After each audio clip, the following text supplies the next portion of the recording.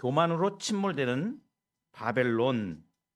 오늘 본문 내용의 주된 내용이 교만으로 침몰되는 바벨론의 모습을 말씀해 주고 있습니다.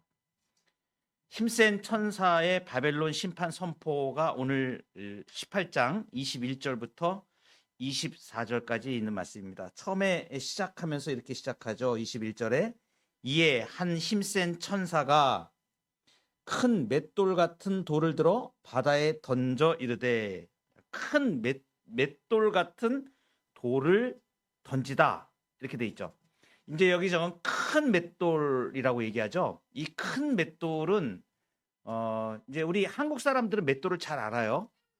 시골에서 이렇게 콩을 갈거나 팥 이런 거 곡식들을 이렇게 빻을 때 이렇게 예전에 할머니나 엄마들이 이렇게 맷돌 이렇게 돌리죠. 맷돌이 위에 짝하고 아래 짝하고 이렇게 돼 있는데 한 30cm에서 45cm 지름이, 그게 두 짝이 이렇게 돼 가지고 가운데 이렇게 구멍이 뚫려 있어 가지고 거기다가 이렇게 넣으면 이렇게 이제 갈잖아요. 근데 보통 우리가 일상생활에 집에서 쓰는 맷돌은 그런 작은 맷돌인데, 여기 지금 이 맷돌은 또 다른 맷돌입니다. 이것은 아주 큰 맷돌인데 어떤 거냐 하면 거대한 맷돌이에요. 그 맷돌 사이즈가 제가 그 이스라엘 갔을 때 그 맷돌 가서 보니까 이게 어떤 거냐면 짐승이 이렇게 끄는 맷돌이에요. 그러니까 맷돌 사이즈가 엄청나게 큽니다. 한 몇 메타 돼요, 몇 메타. 그 맷돌을 이게 무겁잖아요. 굉장히 크니까 이거 돌리니까 사람이 못 돌려요. 그러니까 어떻게 하냐면 짐승을 거기다 달아가지고 맷돌을 이렇게 짐승이 뺑 돌아서 짐승이 이렇게 끌고 갑니다. 그러면 사람이 이제 짐승을 이렇게 부리겠죠. 그러면 이제 거기에 이제 맷돌이 이제 거대한 맷돌이에요. 여러분, 이 맷돌이 어디 나오냐면 삼손 이야기에서 나와요. 삼손이 나중에 그 힘을 잃고 이제 블레셋에 잡혀가지 않습니까? 그래서 눈도 뽑히고 그때 이 블레셋 사람들이 이 삼손을 일을 시켜요. 이 짐승처럼. 그래서 그때 그 짐승처럼 비참하게 그 맷돌을 돌리는 그런 장면이 나오는데, 그때 사용된 그 맷돌이 그런 맷돌이에요. 그러니까 큰 거대한 맷돌인데 짐승들이 이렇게 돌리는 그런 그 맷돌을 말합니다. 이게 회전하는 거죠. 거기도 곡식을 거기는 이제 많이 넣을 수가 있죠. 몇 가마, 수십 가마가 이렇게 한꺼번에 들어가는 그러한 그 상태로 회전을 하는 것이죠. 그러니까 이 큰 맷돌이가 덩치가 거대한 거예요. 근데 이것이 지금 어디에 던져지냐면 바다에 던져져요. 큰 돌이 바다에 던져지는 겁니다. 그래서 거기 보면 21절에 큰 맷돌 같은 돌을 들어 바다에 던져, 이렇게. 여러분 생각을 한번 해보세요. 이 어마어마한 큰 이 맷돌이 바다에 던져진다 그러면 바닷속으로 침몰하는 거죠. 그죠? 다시 떠오를까요? 못 떠오를까요? 절대 못 떠오릅니다. 이걸 지금 이제 상징적으로 지금 은유적으로 보면 바벨론이 망하는데 완전히 보이지 않게 망하는 거 보니까 이제 물속에, 바닷속에 완전히 깔아앉아가지고 이 멸망한 모습조차도 다시 결코 보이지 않는 걸 말하는 거예요. 완전히 멸망하는 걸 말하는 거예요. 그죠? 그러면 다시 보이지 않게 이렇게 되는 모습, 비참하게 던져져서 결코 다시 보이지 아니하리라. 21절에 결코 다시 보이지 아니하리로다 이렇게 말씀하시잖아요. 그러면서 오늘 이제 이 결코 다시 보이지 않는다, 이런 형태로 결코 보이지 않는다, 이 표현이 지금 6번이 반복이 됩니다. 6번이. 6번이 반복이 되면서 무엇이 안 보이게 되는가?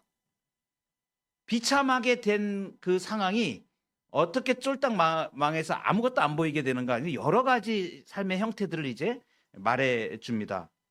이제 이 천사가 이렇게 힘센 천사가 큰 맷돌을 던지는 이 모습은 어디에서 그 배경이 되냐면 예레미야 51장 63절이 배경 말씀입니다. 예레미야 51장 63절 64절 같이 한번 읽어볼까요? 앞에 띄워드렸습니다. 시작.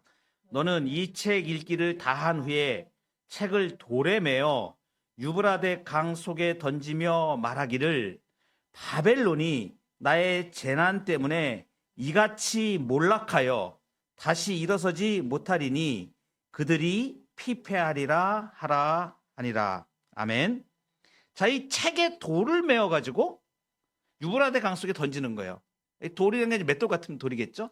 그 책에다 돌을 메어서 바닷속에 유브라데 강 속에, 지금 여기 유브라데 강인데 물속에 던져버리는 거죠. 다시 떠오르지 못하는데, 이렇게 이걸 갖다가 이제 뭐라 그러냐면 그 상징 행동이라고 얘기해요.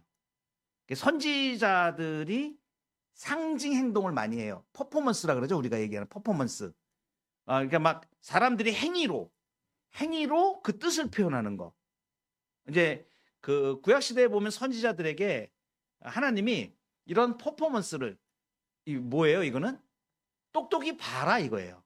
하나님이 지금 선지자들을 통하여서 말씀해 주신 이 내용을 너희들 똑똑히 봐라.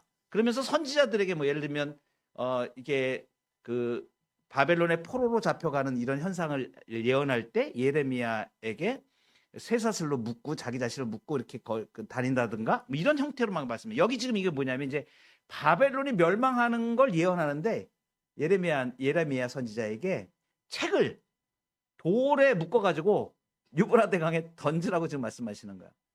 그러면 이게 다시 떠올라요? 못 떠올라요? 완전히 못 떠올라요. 그러니까 이게 뭐냐면 지금 바벨론이 나의 재난 때문에 이같이 몰락하여 다시 일어서지 못하리니 그들이 피폐하리. 바벨론의 지금 멸망을 지금 예언하고 있죠.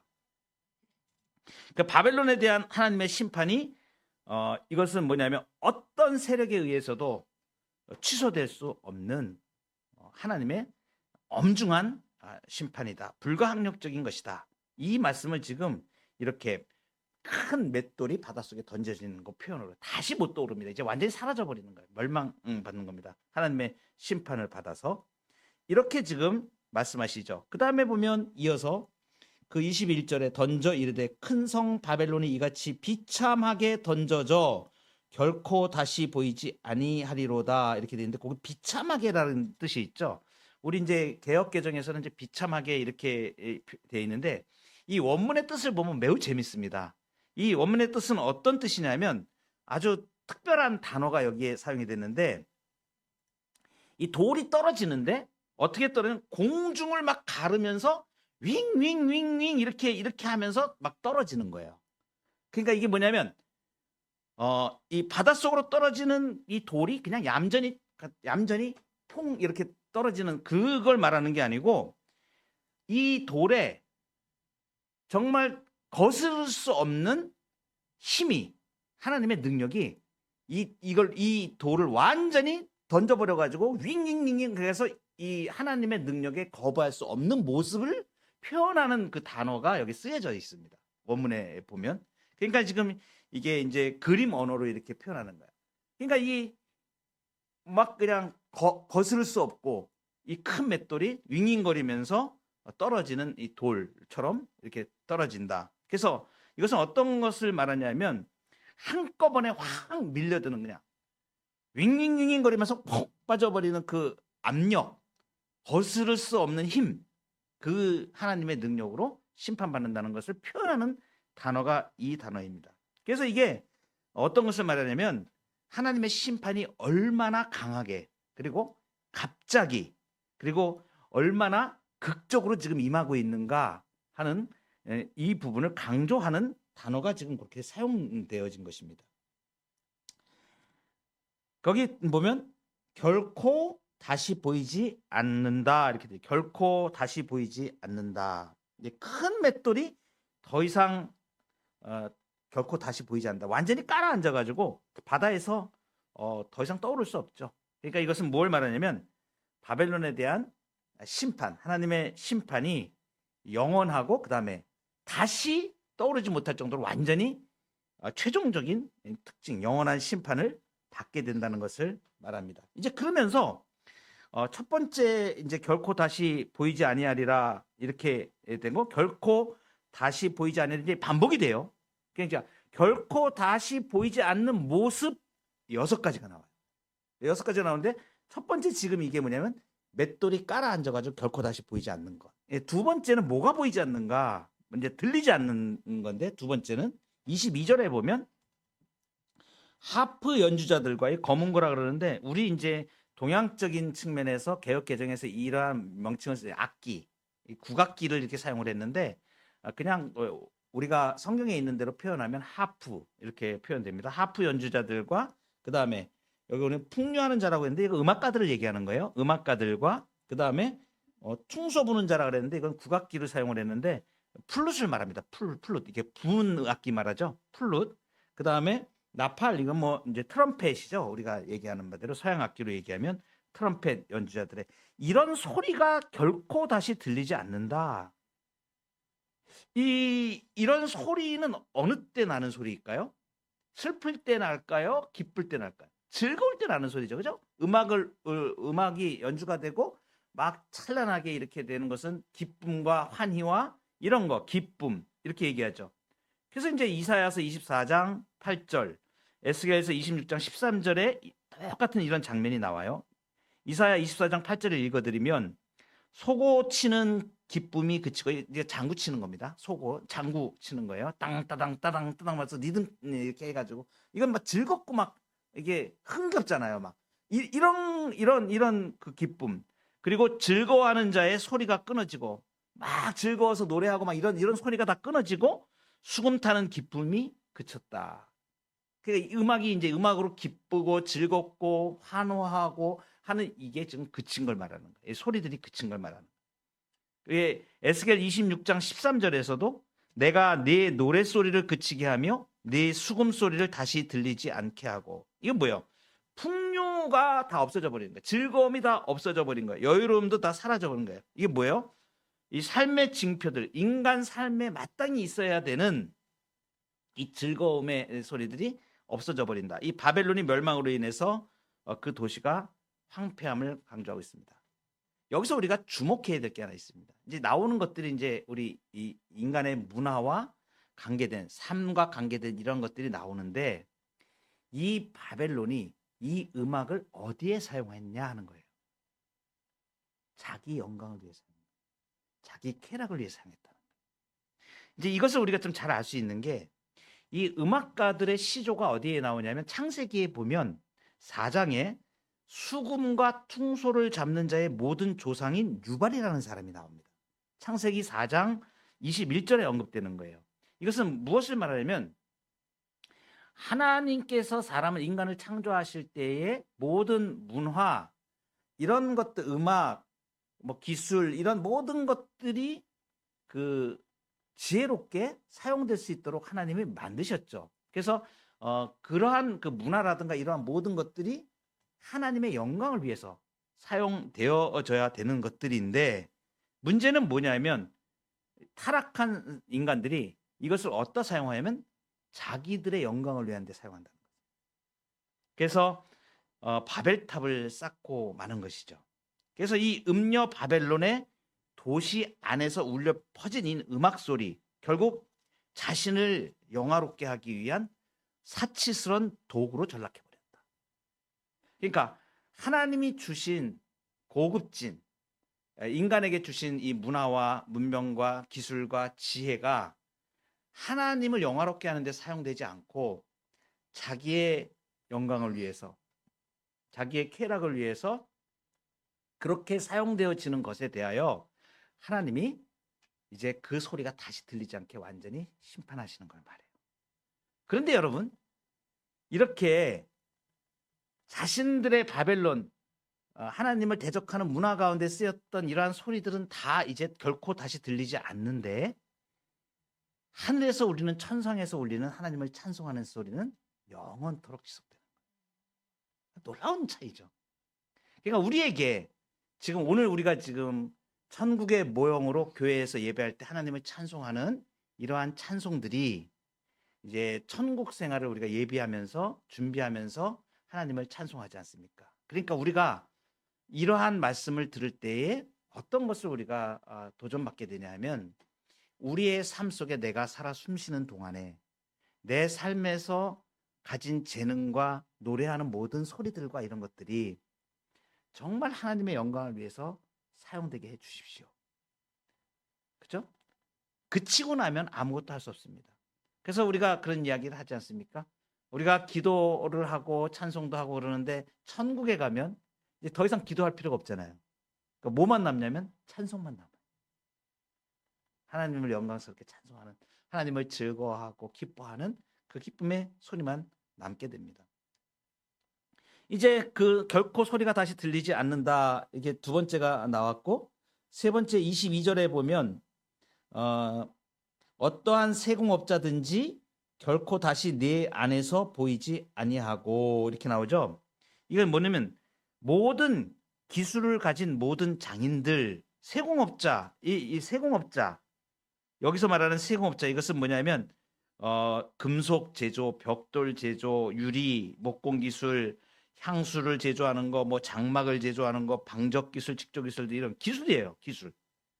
이런 기술도 어디에 등장하냐면 아까 우리가 좀 전에 말씀드렸던 창세기 4장 22절에 가면 구리와 쇠로 여러 가지 이렇게 그 만드는 물건들을 기구 같은 거 이런 거를 만들 수 있는 재능을 하나님이 주셨어요. 그래서 그 조상이 누구냐면 두발가인이라는 사람이, 들어보셨죠, 그죠? 창세기에 4장 22절에 가면 두발가인. 이 기술 문화이죠. 이 기술 문화가 하나님의 형상대로 지음받은 인간에게 주어진 독특한 특징이죠. 그래서 이 기술로 뭘 하라고요? 하나님께 영광 돌리는 일을 우리가 사용해서 써야 되는데, 인간들이 이걸 어디다 사용합니까? 바벨탑 쌓는 데 사용하죠. 인간의 교만함이죠. 그죠? 그래서 이것은 자기들을 영화롭게 하기 위하여 쌓는 것입니다. 오늘날 우리 세계의 많은 사람들이 바벨탑을 열심히 쌓고 있죠. 하나님이 땅만 한번 진동하시면 그냥 다 사라질 것들인데, 그죠? 그것이 영원할 것처럼 그것을 믿고 자기들의 그 영광을, 자기들의 능력을, 특히 이제 뭐 거대한 힘 있는 나라들이 자랑하는 게 뭐예요? 군사력, 첨단 무기. 결국은 망하는 길로 가는 겁니다. 그죠? 원자폭탄 만들어내고, 그 원자폭탄 만들어낼 때 그걸 발견한 과학자가 그 얘기를 했지 않습니까? 이것이 좋게 쓰이면 인간을 위한 유익한 것이 되는데 나쁘게 쓰이면 사람을 죽이는데 한꺼번에 사람들을 몰살시키는 무기로 돌변을 해버리는 거죠. 그러니까 하나님께 영광 돌려야 될 모든 것들이 하나님께 정상적으로 되어지지 않을 때 그것은 그 사람을 완전히 망가뜨리고 죽이는 대로 가게 된다. 돈도 역시 마찬가지죠. 재력 그것이 하나님께 올바로 향하지 않을 때 사람을 완전히 망가뜨립니다. 그죠? 우리가 뭐 많이 보는 것들입니다. 이 모든 기술, 모든 장인의 기술이 다시 보이지 않는다. 그리고 또 맷돌 소리가 결코 다시 내 안에서 들리지 아니하고 이랬죠. 여기 22절의 맷돌은 이 앞에 21절에 아까 말했던 큰 맷돌, 바다에 던져진 맷돌하고는 다른 맷돌입니다. 그야말로 이 맷돌은, 지금 여기 22절에 나오는 맷돌은 사람들의 그 집에서 이렇게 한 50cm 정도 되는 그런 맷돌, 이렇게 집에서 가는 것이죠. 이것이 무엇을 상징합니까? 이 맷돌은 농경사회에서, 가정에서 곡식을 이렇게 빻아가지고 밀가루도 만들고 뭐 이렇게 풍요롭게 만드는 이런 것들을 말하는, 요긴한 도구죠. 생존을 위한 도구이죠. 그런데 이것이 이제 이 맷돌, 집에서 이렇게 돌리는 이 맷돌 소리도 들리지 않는다. 맷돌 소리를 이렇게 예전에 시골에서 이제 우리 할머니들이나 이렇게 맷돌 이렇게 돌리는 볼 때 어느 때 맷돌을 많이 돌려요? 두부를 쪄 만들거나 또 콩을 갈아서 그거 만들거나 또 무슨 잔치가 있을 때, 그죠? 뭐 결혼식, 예전에 이제 우리 시골에서는 그 집에서 막 잔치를 하고 그랬지 않습니까? 그 잔치 있을 때 꼭 다 맷돌 돌립니다. 왜냐면 곡식을 빻고 뭐 음식 만들어야 되고 떡도 만들어야 되고 뭐 이렇게 하니까 맷돌 소리가, 이 맷돌 소리가 들릴 때는 마음이 즐거워요, 안 즐거워요? 즐겁죠. 음식 만들고 뭐 이렇게 해가지고 막 사람들이 다 좋아하고 막 기뻐하고 잔치하고 막 이렇게 맷돌이 들어가는 거예요. 이게 풍요가, 이제 이 맷돌 소리가 끊어진다 그러면 풍요로움이 사라지는 것을 말하죠. 예레미야 25장 10절에 보면 아주 명확하게 이 부분에 말씀을 해주시는데, 내가 그들 중에서 기뻐하는 소리와 즐거워하는 소리와 신랑의 소리와 신부의 소리와 맷돌 소리와 등불빛이 끊어지게 하리니. 이거 잘 보세요. 여기 맷돌 소리 들어가 있죠. 이 앞에 뭐 있어요? 기뻐하는 소리, 노래 소리 다 없어졌죠, 그죠? 좀 있으면 이제 신랑 신부도 나옵니다, 뒤 밑에. 그 다음에 맷돌 소리, 등불빛도 다 나와요. 이 말씀 한번 잘 보세요. 25장 10절 말씀. 거기 보면 맷돌 소리가 끊어진다. 이제 풍요로운 삶이 끝났다. 그러니까 여러분, 우리가 밥 잘 먹고 강건하고 이렇게 잘 걸어 다니고 제가 얼마 전에 눈 수술해봐서 그거 알잖아요. 이게 얼마나 큰 복인지 몰라요. 지금도 요새는 이제 아침에 일어날 때 내 눈이 좀 똑바로 떠지나 이제 이렇게 심각하게 이제 보면서 제가 이 망막박리 수술을 하고 난 이후에 이게 내 눈 같지가 않을 때가 있었잖아요. 이게 그러니까 요즘은 이렇게 눈을 다시 또 내 눈이 지금 잘 붙어 있나 이렇게 해서 아침에 이게 새삼스럽게 이렇게 느껴져요. 아, 내가 이제 보는구나. 내가 이 볼 수 있는 게 지금 얼마나 이게 행복한 일인가. 그러니까 이 맷돌 소리가 들릴 때 더 부지런히 하나님 잘 섬기고 하나님 잘 섬기고 그렇게 해야 된다. 우리에게 있는 것들을 다시 한번 생각하게 하죠. 그러니까 바벨론이 자기의 영광을 위해서 모든 것들을 사용하였는데 우리는 지금 이 땅에 누리는 것들이 하나님께서 주신 복인 걸 알고 그것을 통하여서 하나님께 영광이 되도록 그래서 그렇게 우리가 숨 쉬고 살아 숨 쉬는 동안에 먹고 마시고 행동하는 동안에 한 번 더 기도하고 한 번 더 찬송하고 또 더 사랑하고 이렇게 살아야 될 것을 우리에게 또 이제 경고하시는 말씀이시죠. 빛이 나옵니다. 등잔빛이 나오는데 23절에 보면 네, 맞습니다. 23절 등불빛이 결코 다시 네 안에서 비치지 아니하고 등잔빛을 말하는 거예요. 여러분 빛은 주로 낮에 많이 사용합니까? 밤에 등잔빛을 많이 사용합니까? 밤에 많이 사용하죠. 여기도 지금 예레미야 25장 10절 말씀에도 여기 등불빛이 나오죠. 등불빛이 끊어지게 한다 이런 말씀이 나오죠. 그죠? 이 뭐냐면 이 등잔빛은 뭘 상징하냐면 찬란한 문명을 상징합니다. 여러분 밤에 서울 야경 한번 보세요. 굉장히 찬란하죠. 요즘 그 네온 사인 이런 걸 잘 만들어 놔 가지고 한강 주변으로 이렇게 보면 완전히 뭐 강에 밤에 보면 뭐 아치 이렇게 아치에 전부 불꽃 이렇게 다 해놓고 얼마나 아름다운지 몰라요. 한번 이렇게 밤에 나가 보시면 정말 예쁩니다. 이게 뭘 상징하는 거예요? 물질 문명의 문명의 이 밝음, 그 거대함을 지금 상징하죠. 찬란한 문명. 이걸 상징하지 않습니까? 그런데 그 빛이 그냥 싹 다 없어지고 캄캄해져 버린다고 한번 생각을 해보세요. 진짜 적막하고 황폐하기 이를 데 없죠. 그러니까 빛이 상실되는 건 뭐예요? 문명이 황폐해진다는 걸 말합니다. 그러니까 극명하게 이것을 드러내죠. 그리고 이제 거기 23절 이어서 보면 신랑과 신부의 음성이 결코 다시 내 안에서 들리지 않는다. 이건 무엇을 말할까요? 인간의 유대감, 인간의 관계 속에서 가족을 이루고 가정을 이루고 하는 이러한 것이 이제 그치게 되는 것을 말하는 거죠. 신랑의 소리와 신부의 소리가 그친다. 이것은 뭐예요? 이제 축제나 결혼식이나 이런 기쁨과 이런 것들이 모든 다 없어져 버리는 것을 말해요. 다 침몰돼 버리는 것을 말합니다. 그래서 예레미야 7장 34절에 보면 그때 내가 유다 성읍들과 예루살렘 거리에 기뻐하는 소리, 즐거워하는 소리, 신랑의 소리, 신부의 소리가 끊어지게 하리니 땅이 황폐하리라. 좀 전에 봤던 예레미야 25장 10절에서도 신랑의 소리와 신부의 소리와 맷돌 소리와 등불빛이 끊어지게 한다. 그러니까 즐거움이 모두 다 끊어져 버리는 거예요. 그죠? 그래서 음녀 바벨론이 심판을 받아서 신랑과 신부의 즐거워하는 소리가 끊어지게 되었는데 이와 대조적으로 교회는 어떠합니까? 교회는 신랑 대신 예수 그리스도의 신부가 되어서 어린 양의 혼인잔치의 청함을 받게 되는 특권을 우리가 받게 되는 거죠.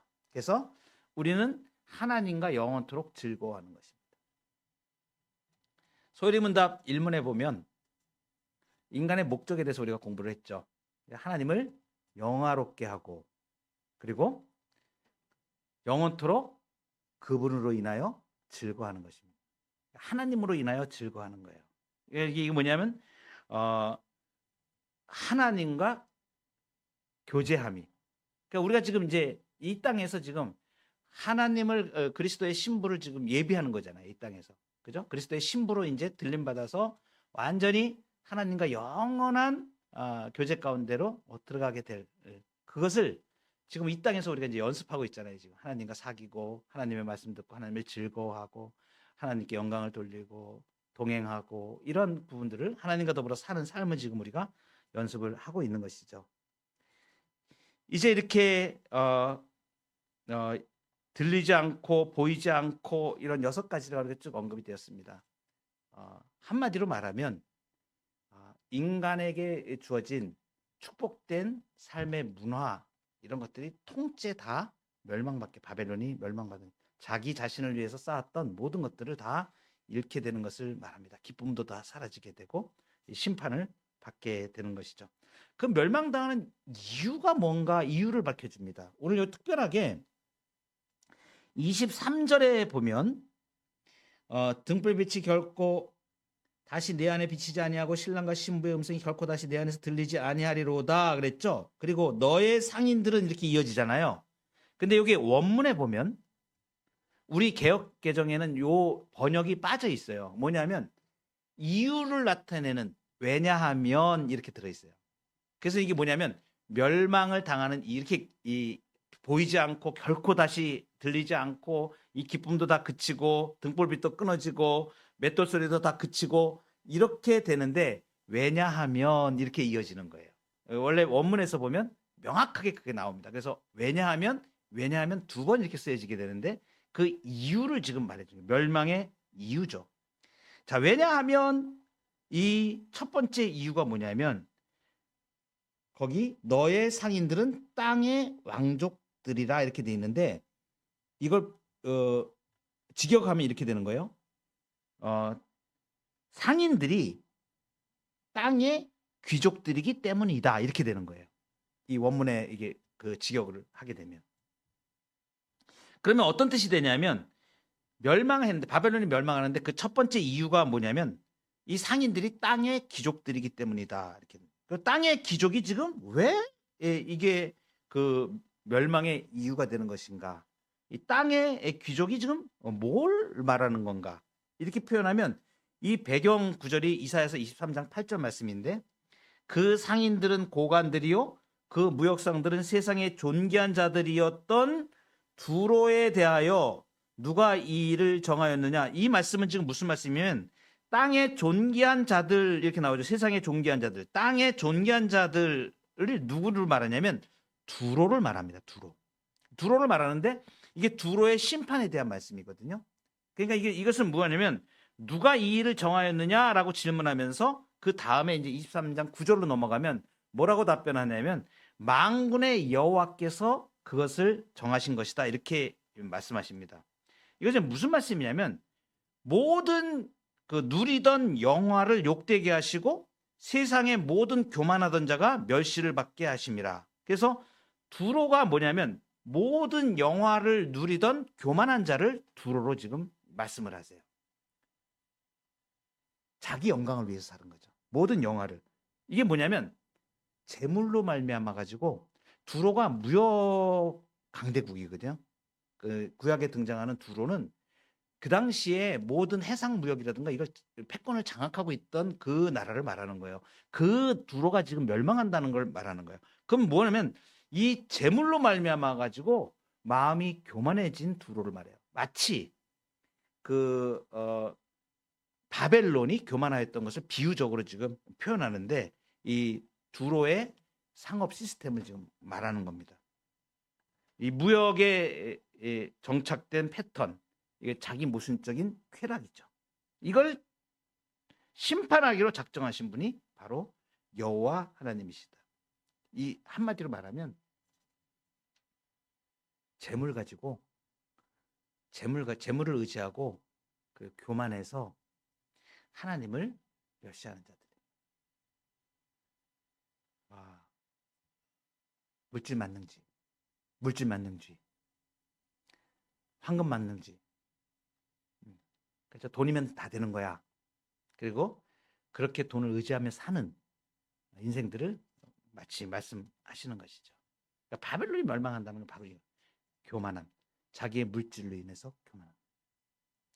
그러니까 돈이 많은 사람들이 정말 그 자기에게 주어진 재물이 하나님께서 이 땅에서 내게 주신 정말 하나님의 영광을 위하여 그것을 쓰게 하신 그러한 것을 알지 못하고 자기 마음대로 자기의 영광을 위해서 그렇게 교만하게 그리고 돈 없는 사람들 멸시하고 이렇게 자기의 부를 쌓기에 혈안이 돼 있는 사람들 말하는 것이죠.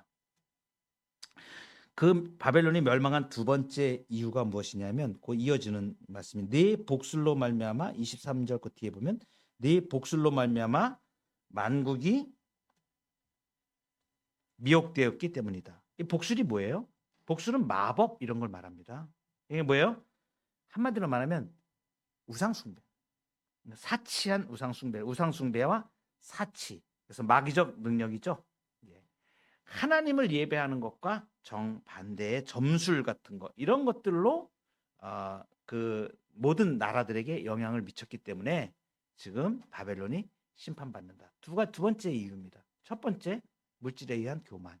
두 번째 점술, 복술, 하나님을 섬기지 않고 하나님을 예배하지 않고 우상과 사치로 일관된 그리고 그것을 또 만국에 그 영향을 끼친 그것으로 인해서 멸망받게 되는 세 번째 이유 마지막입니다. 24절 선지자들과 성도들과 및 땅 위에서 죽임을 당한 모든 자의 피가 그 성 중에서 발견되었느니라. 이 뭐죠? 순교자의 피죠, 그죠?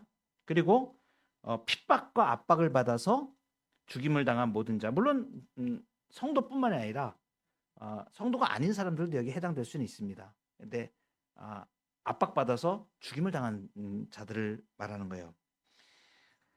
로마의 평화라고 얘기하는 타키투스의 말을 빌리면 이것은 피로 더럽혀진 평화라고 이렇게 얘기합니다. 제국주의를 유지하기 위해서 계속해서 폭력적인 전쟁 그리고 지속적인 전쟁을 통해서 영토를 유지하고 반발하는 세력은 가차없이 죽이면서 무력으로 진압하는 군사적인 행동을 통해서 그리고 자기를 신격화하고 그러죠. 로마 제국이 그랬죠. 자기 우상 숭배하고 황제를 하나님으로 둔갑시켜서 그렇게 숭배하게 만들고 지금도 그런 나라들이 많이 있죠. 우상 숭배 자기 그 다스리는 통치자가 완전히 절대 권력으로 등장을 해서 그런 나라들이 뭐 바로 우리 분단 상황에 있는 우리나라만 봐도 바로 북한에도 벌써 그런 일들이 그렇게 우상화하고 김일성 때부터 그 통치자를 우상화해가지고 그죠? 모든 백성들의 마음을 완전히 신이죠. 그 사람들 자기들이 신을 만들어가지고 그렇게 섬기게 하는 그러한 자들 하나님이 다 심판하실 것을 말씀하십니다. 이렇게 자기 신격화 이렇게 된 세 번째 이유가 바로 이것입니다. 이제 말씀을 마치도록 하겠습니다. 21절부터 23절까지 결코 다시는 발견되지 않았다는 문구가 6번 반복됩니다. 우리에게 삶에 주어진 것들이 하나님을 예배하는 대로 나가야 될 것입니다. 모든 삶의 우리의 문화라든가 우리에게 준 재물이라든가 우리의 정신이든가 삶의 시간들 하나님이 주신 풍요와 이런 것들을 통하여서 하나님께 영광을 돌리고 그리스도의 영원한 신부로 이 땅에서 그래서 멸망받는 바벨론처럼 이 멸망받는 자들을 따라 살지 않고 하나님의 성결한 백성으로 거룩한 백성으로 이 땅을 살아갈 수 있는 저와 여러분들이 되기를 축복합니다.